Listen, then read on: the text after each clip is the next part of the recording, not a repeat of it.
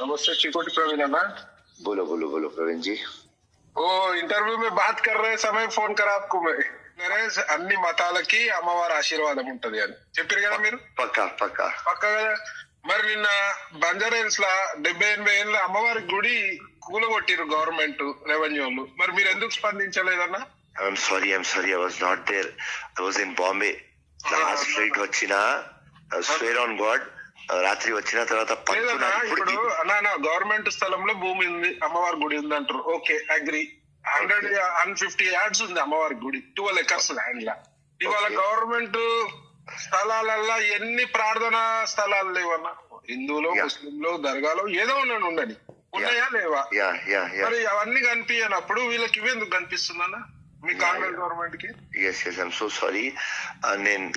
CM గారు appointment ఇయ్యారన్న మాకు ఎన్నిసార్లు ట్రై చేసినా. మరి మీరు కాంగ్రెస్ నాయకులు, మీరు అన్ని మతాలకు గుడ్లకు వస్తారు, చాలా సంతోషం, అది హ్యాపీయే.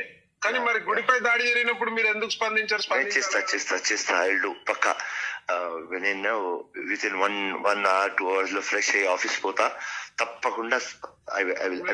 మీరు సీఎం గారితో మాట్లాడాలి. ఆడ గుడి కూల్చేసి అమ్మవారి విగ్రహాన్ని తరలించిర్రు. మరి మీ బాధ్యత ఇవ్వాలా. నేను మీకు అప్పచెప్తున్నా. మీరు ఈ పని చేయలేదు అనుకో, నేను డెఫినెట్ గా మీరు అంటా అందరు నాయకులు లెక్క ఫేరోజ్ భాయ్ కూడా మాటల నాయకుడు, చేతల నాయకుడు కాదు అని చెప్పేస్తాను. మీరు స్పందించాలి. ఆ గుడి 150 yards 200 yards లో మళ్ళీ గుడి కట్టి విగ్రహం తెచ్చి పెట్టియాల్సిన బాధ్యత మీద అన్న. తప్పకుండా నేను రెస్పాండ్ అయితే అది 100% గ్యారంటీ ఇస్తున్నాను. సంతోషం.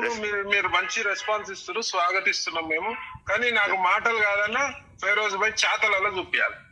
Okay, give me 2 hours of time. Sure, Anna. Sure. Right. Thank you, Anna.